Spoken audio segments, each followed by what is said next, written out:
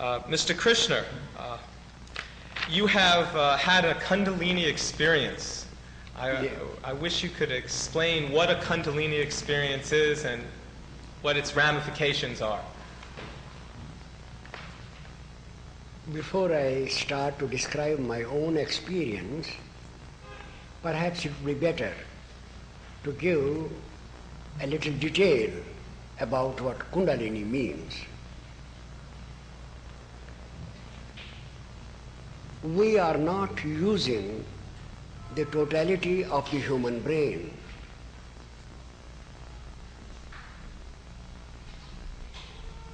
According to various estimates, most of us use only 10% of the brain, and according to some, only 8%. That means 90% of the brain is unutilized.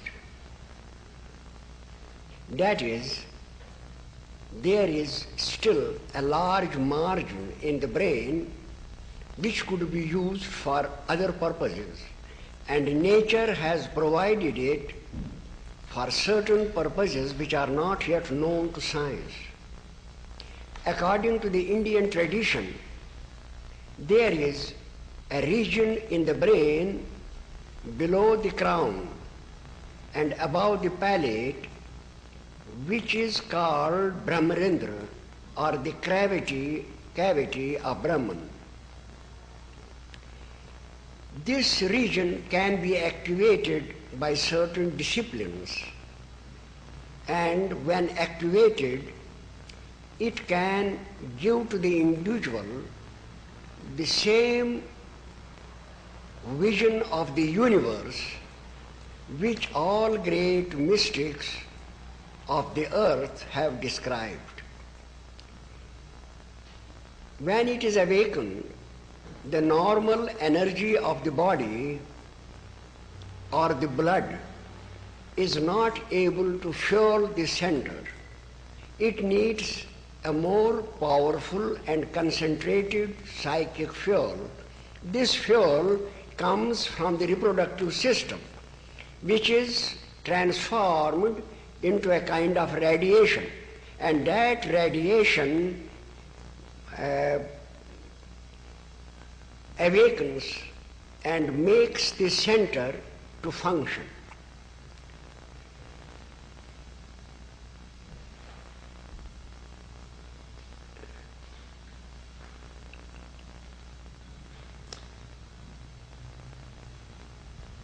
In my case, the awakening occurred at the age of 34 in 1937. I had been meditating for 70. You can keep on talking. Keep on, the camera's rolling. For 17 years, and then all of a sudden, during Christmas, while I was sitting cross-legged in a state of meditation, a strange thing happened. Something exploded in my brain, and a current of silvery light rising through my spine irradiated my whole brain, and I felt myself expanding in all directions. This expansion was so incredible, so amazing, that I thought that something unusual had happened in my interior. After this, I had 2 other experiences of the same kind after short intervals, and after that it ceased. But something was changing in me, and I could perceive this change for many, many years, day and night. In fact, I passed through grave crises during that period. Finally, I became stabilized in that condition of consciousness in my, I should say, 49th year. Since that time, I am living in that condition. That is, before my 34th year, I was living in this world, thinking, seeing, perceiving in the same way as other people do. But since my 49th year, I am living in two different worlds. One is the normal world of senses and the reason. The other is the world which is much higher, much more happy, and which is totally against, apart from anything that we can know of the earth. It is the world of consciousness.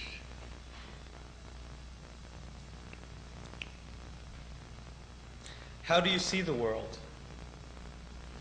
In auras or lights? In the normal state, we see light and shade, colors, shape and size. Also, we hear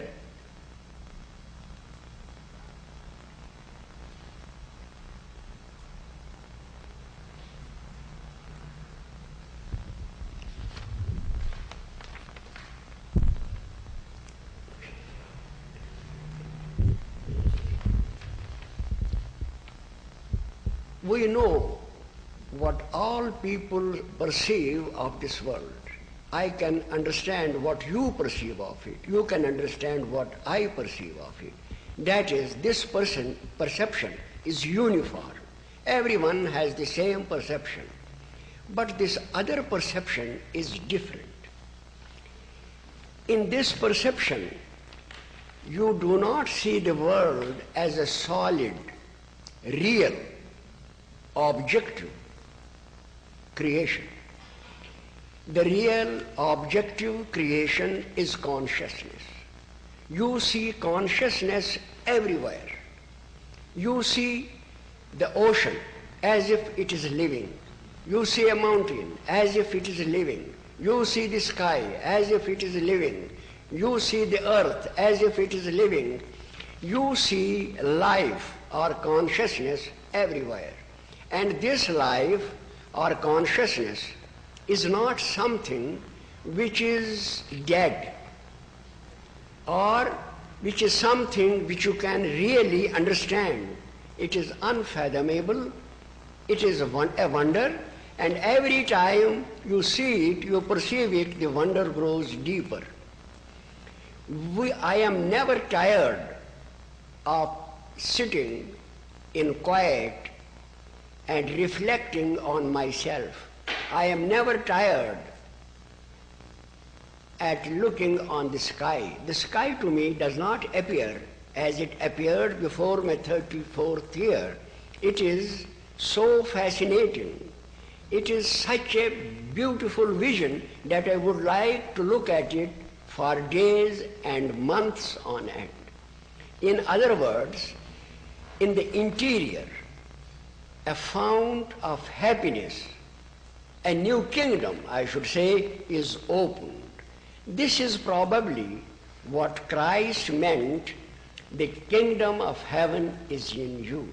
This is the nirvana of Buddha. This is the Brahman of the Upanishads. And this is the state of Vahdat mentioned by the Sufi mystics.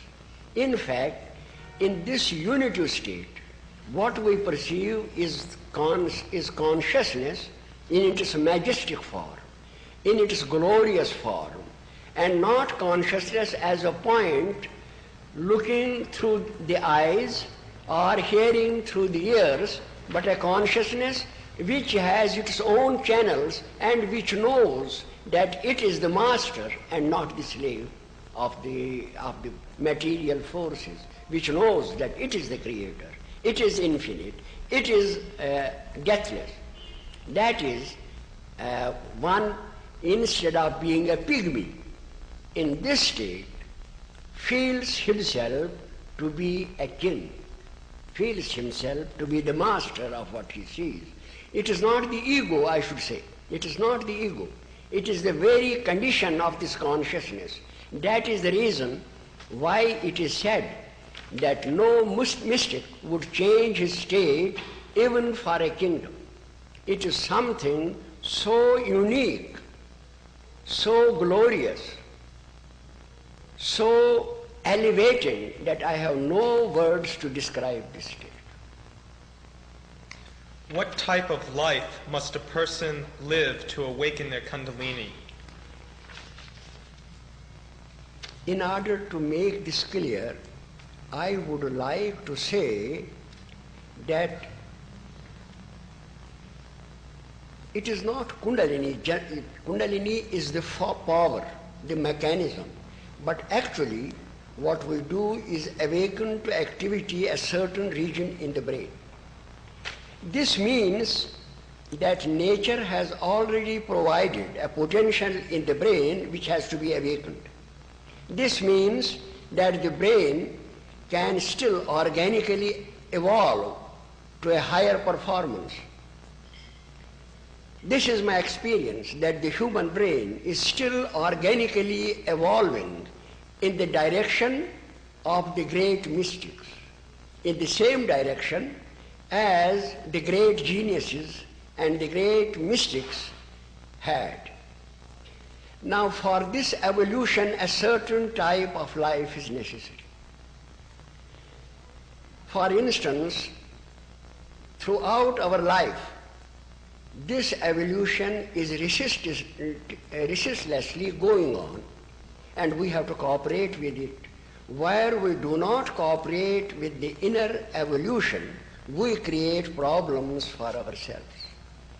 For that purpose, for the last 5,000 years at least, great prophets have been born, beginning with the Vedas, then Buddha, then Christ, then Muhammad, then Guru Nanak, and all the ancient prophets of the Bible.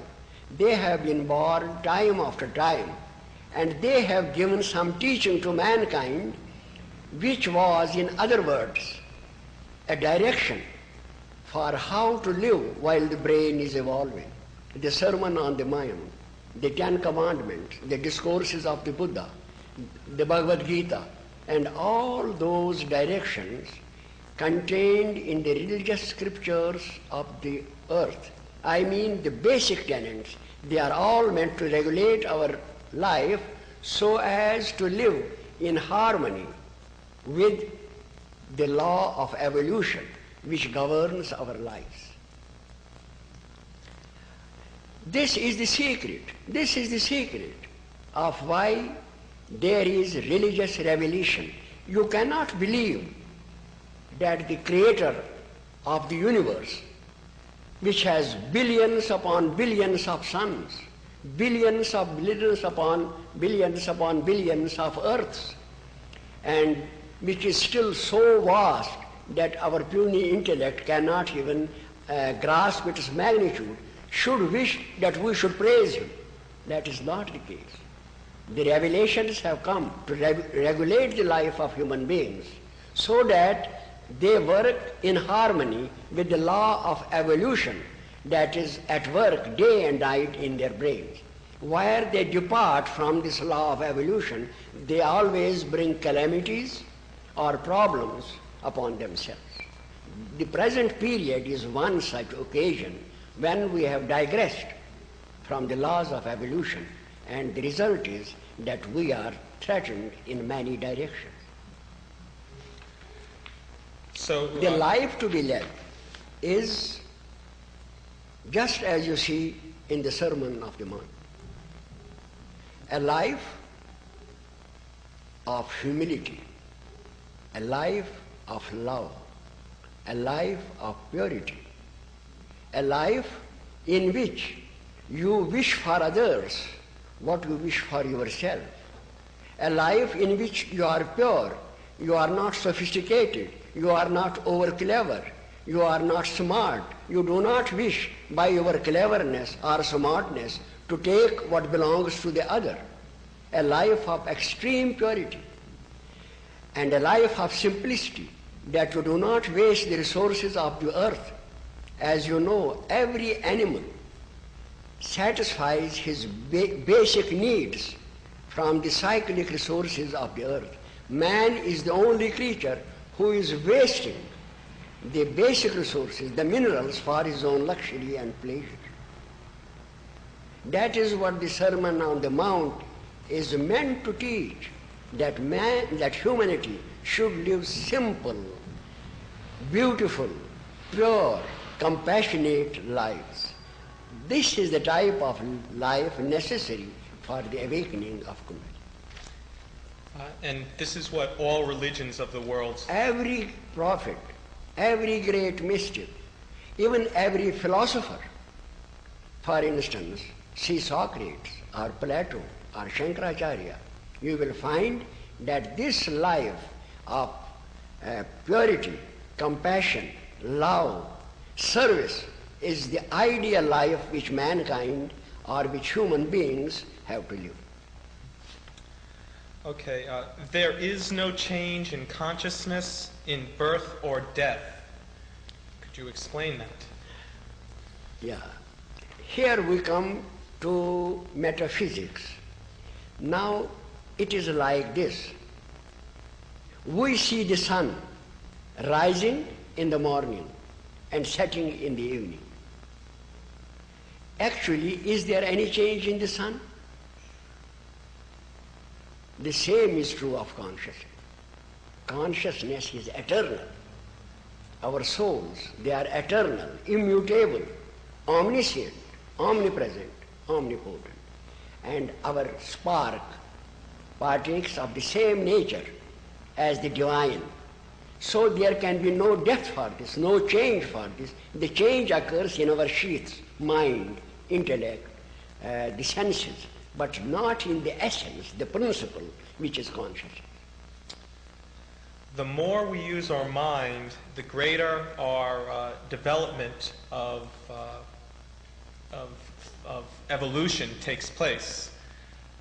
This development of evolution without conscious spiritual awareness is the reason for the present situation. The human brain is evolving rapidly because from morning till evening we are applying our brain to some task. We are reading, we are looking through the newspapers, we are watching the television, we are reading some book, or we are working in the office. Most of the people are applying their brain throughout the day. This was not the case before. When people hunted or when they were tilling the soil, they had no need to apply their brain so concentratedly. We are now applying our brain in a very concentrated form from morning till night. In other words, we are concentrating, we are meditating, though on material objects. The result is a rapid state of evolution. With this rapid state of evolution, our way of life must change. But we have not changed it. On the other hand, we have made our living and our life more and more complex and intricate, so that all the day we are working and working and working to feed our belly, to live. We are giving no time to the mind, we are giving no time to the spirit, we are not giving any thought to it. The result is that there is a disproportionate evolution. We have developed a very powerful intellect, as is seen by the scientific discoveries that have been made and the change that has occurred in our life. But on the other hand, our spiritual and moral growth has been negligible.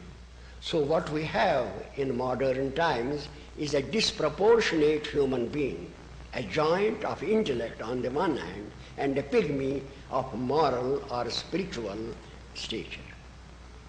This disproportion is at the base of the present threatening situation of the world. What can we do to remedy that? What we can do is to make a thorough research on all the revealed scriptures of mankind, on all the occult traditions of the past, and to make experiments on the brain. In fact, yoga was devised in India to make experiments on the brain. Yoga, the very word yoga means to yoke, to join the individual soul with the oversoul, with the divine consciousness. It is the very meaning.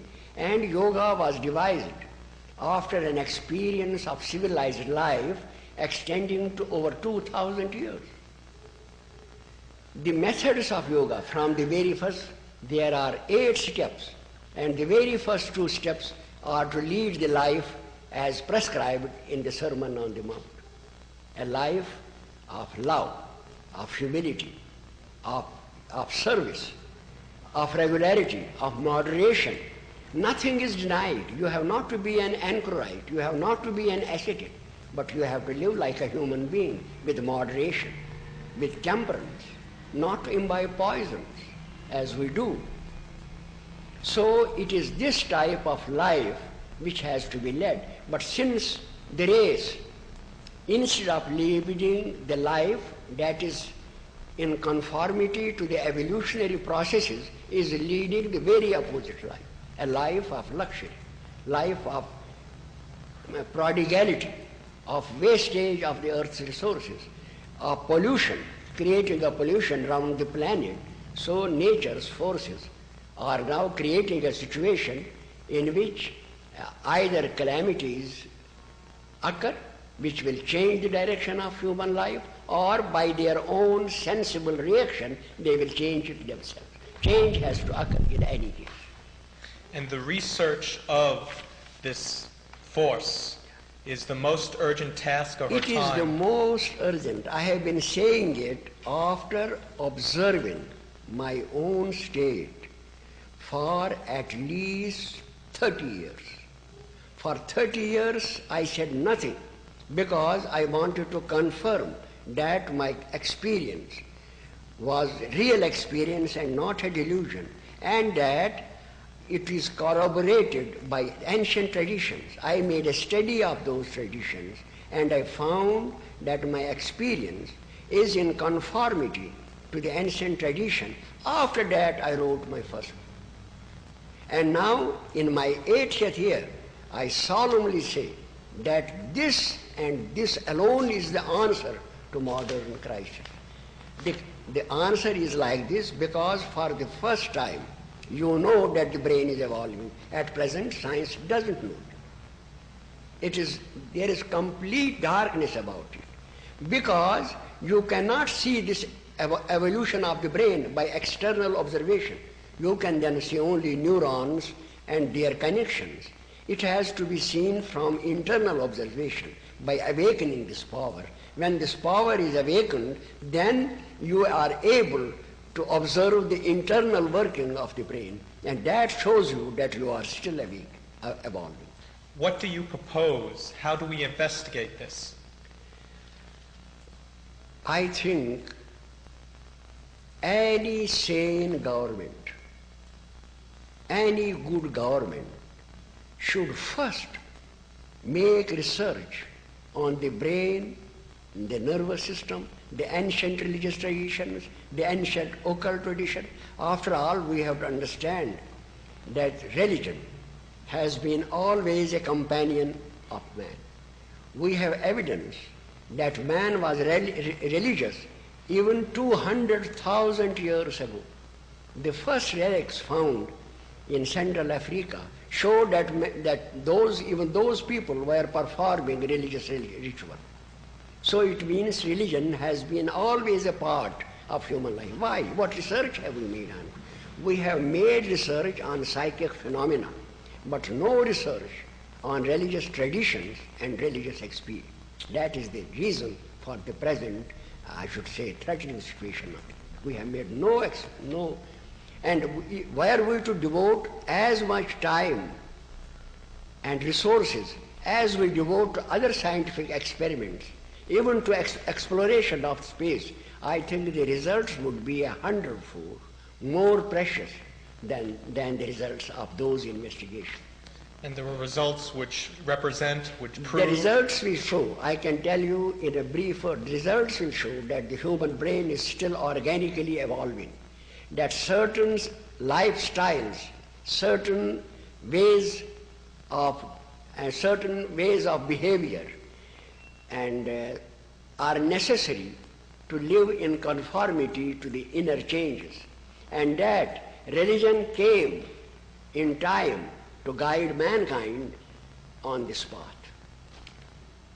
And it is this path that will lead us to the stars. It is our purpose to... It will lead humanity to this new dimension of consciousness. It will lead humanity to the goal which nature has assigned for her. It will lead humanity to a peaceful coexistence, to happiness, to long life, to much greater achievements than she has done even now. And probably also it may lead her to an exploration of the universe, to know more about the universe than she can do otherwise. How will this affect the political structure? How this will affect? The policies of governments. What will the ramifications? You see, I need not say it. The experiments will show what kind of life and what kind of an environment a human being must have to evolve completely in harmony with the law of evolution. There will be more freedom. And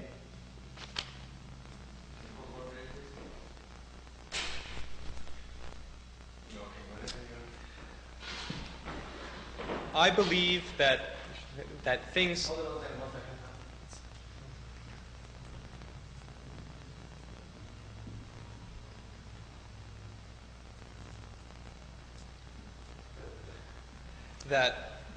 I believe that things happen not by chance, but purpose. There is a purpose to our life. There is a purpose to our existence.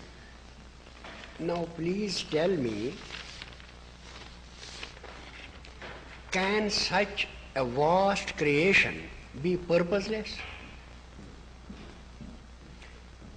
Can such a vast creation come out of nothing?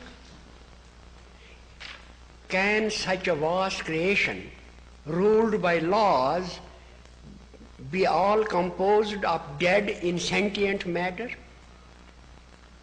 The very idea of being, of existence, comes from the mind.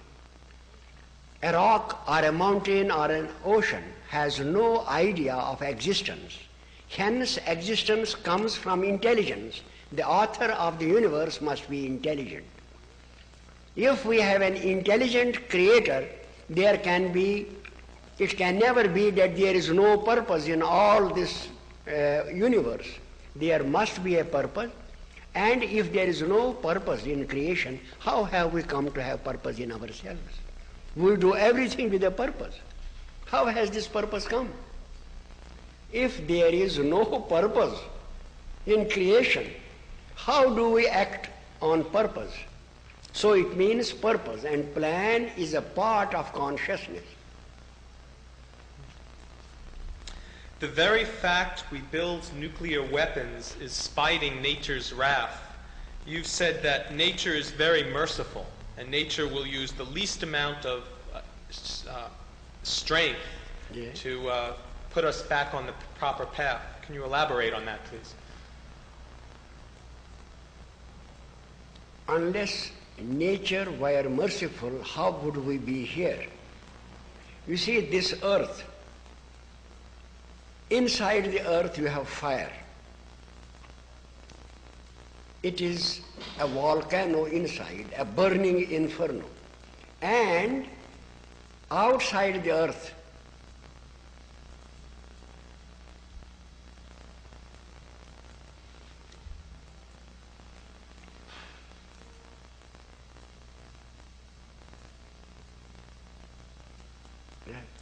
Yeah.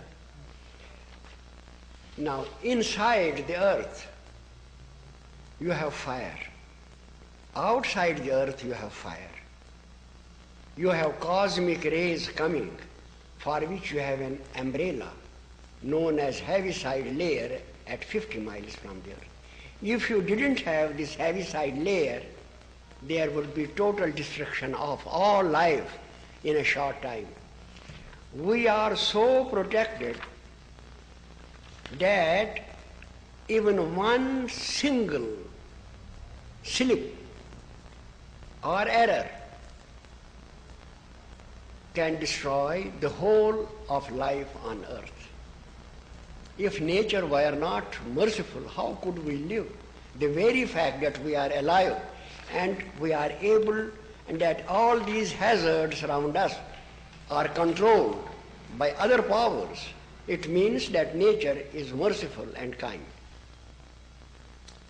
And that even though we are building nuclear weapons that is spiting nature, that nature will be merciful in our... It gives us chance after chance. Just as we overeat and go on overeating, many, many times nature forgives us. But when we indulge too much in this bad habit, then one day we have a severe pain in our digestive organs.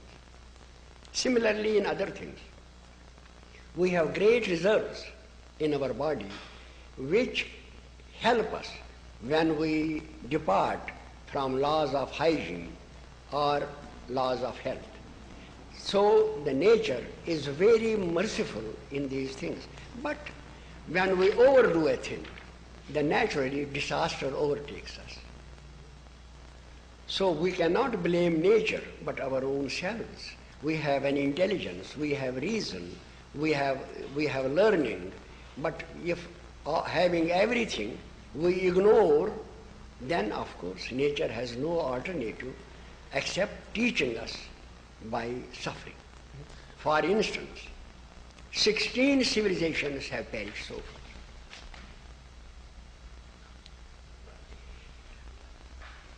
And we are not even aware what reasons prevailed that made those civilizations at the height of power to mingle with the dust.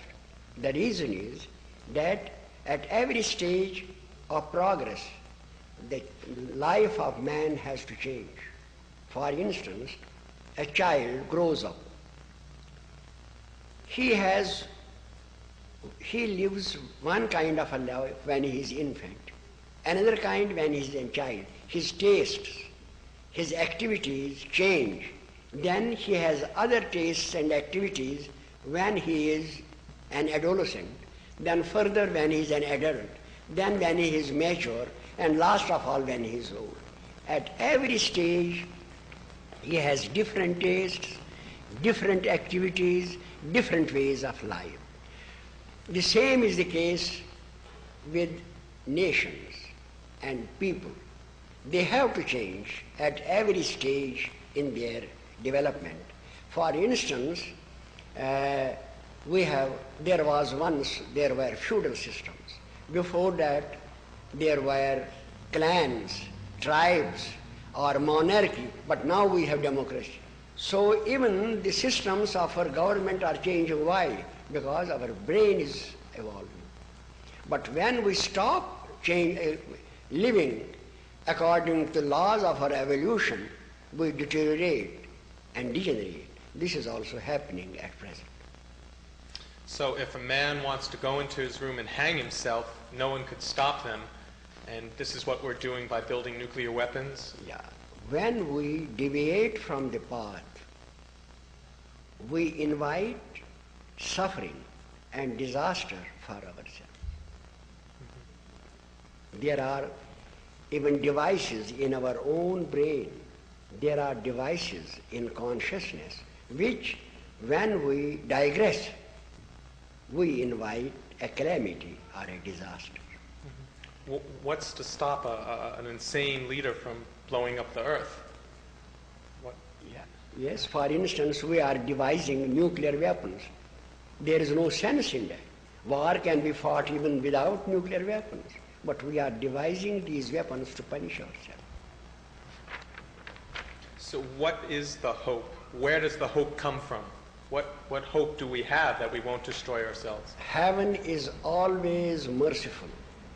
If we analyze the cause of our present dilemma and crisis and try to change that, try to live more in harmony with the laws of evolution, this threat will be averted.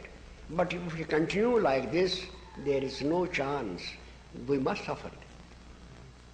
What would you tell the leaders of the world? What do the leaders of the world have to know today? The leaders of the world have to be convinced, and for that conviction, experiment is necessary. The analyzation of Kundalini energy, of Brain. The brain. Brain. We can keep the name aside.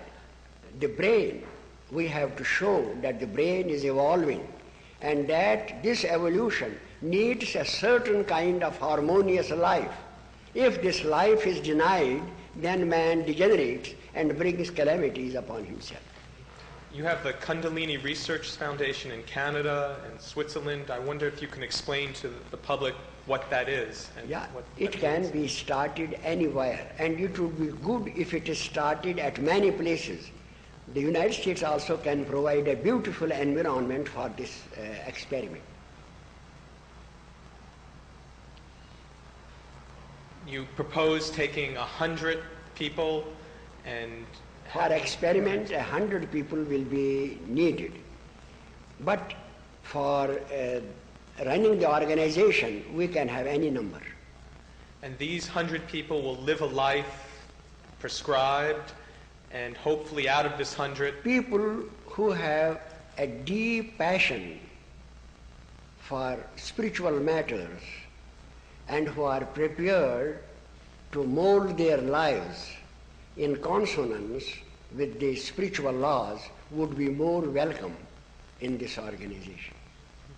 and out of the 100, maybe 4 people will have Yeah. Out of 100 to whom the disciplines are given, maybe 3 to 4 may show these symptoms after some time, which scientists can observe. These would be what would examples of this be? What? Examples of these 4 or 3. What would they react to? What would actually happen to them? What will happen is that the brain activity will be increased and its effect will be found all on the body. There will be metabolic processes which can be measured. There will be physiological changes which can be measured.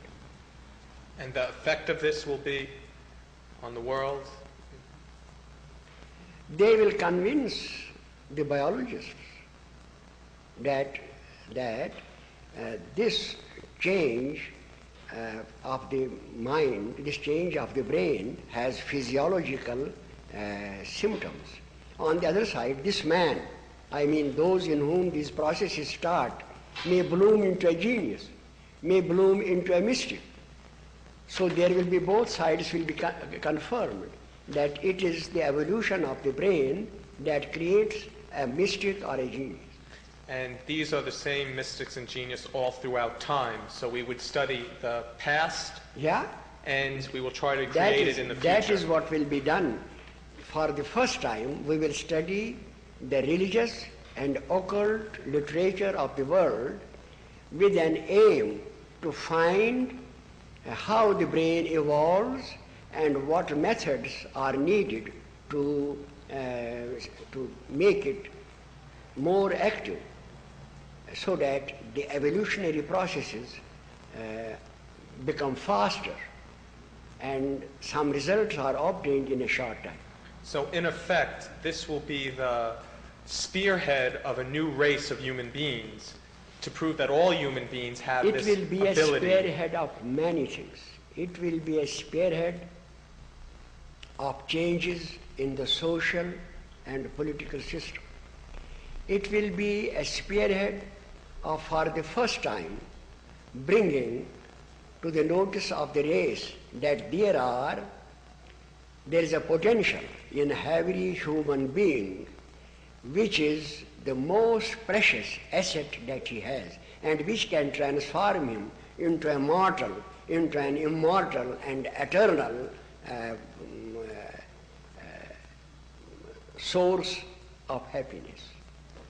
Is this what evolution has meant for humanity's destiny, and it is inevitable for this to take place? Beg pardon? Is this what evolution has meant for humanity? That humanity will evolve to a higher state of consciousness eventually? Man has come for this purpose. Otherwise, please consider it for a moment. One whole planet, the earth, and all its kingdom, mineral, animal, and everything is placed at his disposal. Why? Because man has to attain to other states of consciousness for which all these resources are needed by him. Otherwise, if it is a planned creation, it would be useless to put all this at his disposal if he has nothing to do, only to live like animals. It is because he has to reach to higher dimensions of consciousness that all this earth and all its resources have been placed at his disposal, and he has been granted an intelligence to make the best use of. Strong love from birth, a strong mother and father, a strong loving environment, a strong culture will help develop this? The attributes I can't say strong, but I can say that a more harmonious, more peaceful, more happy, more contented humanity will come out of this. And then in every generation there will be some people who have reached the higher dimension. They will be the rulers, political leaders, scientists and educationists. They will guide the race to rise higher and higher and higher. And we don't have a spiritual leader of that magnitude today. At this time we do not have, but they will come, they will be born when experiments are made and what I say is confirmed. What's your wish for the children of the future? What type of, the children that are born, what type of life are they going to have? The children, the young children. Children should be brought up with the idea inculcated in them that the universe is ruled by an intelligent power and that they must cultivate purity, honesty, truth, compassion, and live ideal lives. In that way, they will conform to the evolutionary needs. That is the best thing we can do for the children. How can we help the people today that have been lost to drugs and have killed people, that are in jails? What can we tell them? What do they need to hear? When you place before them an alternative, that in their own interior there is a mine of happiness, an ocean of eternal life, and prove it, they will take that path. You must show them a better incentive.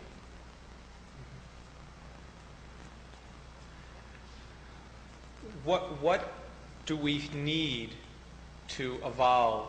What do we physically need?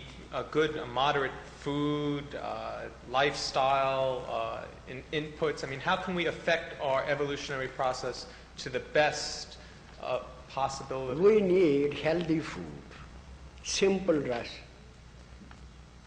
a clean shelter and a hygienic shelter, a wholesome occupation, education for our children, to have the highest happiness on the earth. Happiness comes from the mind, not from the body. A man may have all the luxuries, but his mind might be depressed. He will never be happy. It is the mind that gives us. A peasant, a poor farmer, eating just a bread with a little salt, sometimes has a better appetite and eats it with more relish than a rich man or a man who is living in luxury eats his fruits and all his delicious foods. Nature is very, very wise in this. I have seen people living hardy lives who eat with such an appetite, simple foods that one likes, that one would eat with them. Is the biological basis of schizophrenic, manic depression, and genius and Kundalini spiritual awareness They are interrelated. Elaborate, please. You see, if we do not live a disciplined life, then the awakening of the center can be unhealthy. We know that many of the geniuses, perhaps most of them, have been mentally unhealthy, had one mental disorder or the other. This is due to the fact that they did not know how they had to live. Similarly, we have in schizophrenia many people who think they are poets, some who think they are spiritual geniuses, some who think they are in touch with God. That means a distorted vision of the same power. It means that their Kundalini, if that's the right word, is off balance, isn't being treated. It means that the system is not pure and that the energy is not working in a healthy way. It means that. Do you feel that there are other life forms beyond our life secular existence? Are there in the universe? There can be, in the universe, there can be different species of life, more intelligent than we are. It is a vast place and there can be thousands of species, different and more intelligent than we. Do you believe they have ever visited the earth or made contacts or are psychically in contact with I think we should first make the experiments. Before we... Yeah. And then we can ourselves understand where the experiment will lead. Mm-hmm. I don't wish to say anything which I cannot substantiate by proof. So I am sticking to this, that we should first see that the brain is evolving, which I have personally experienced, and that mystical experience is possible with these experiments, that genius is also a part of this energy. These three things are so important that our whole attention should be directed to proving this first. Mm-hmm. And the black magic, occult foolishness is just that. It serves at no this purpose. time, we need not go beyond this. Let us first prove the first steps. Mm-hmm. Then there will be others who will be initiated, who will know these things. We can then see what they will do. Because at our state of consciousness, we can't even comprehend what that might be.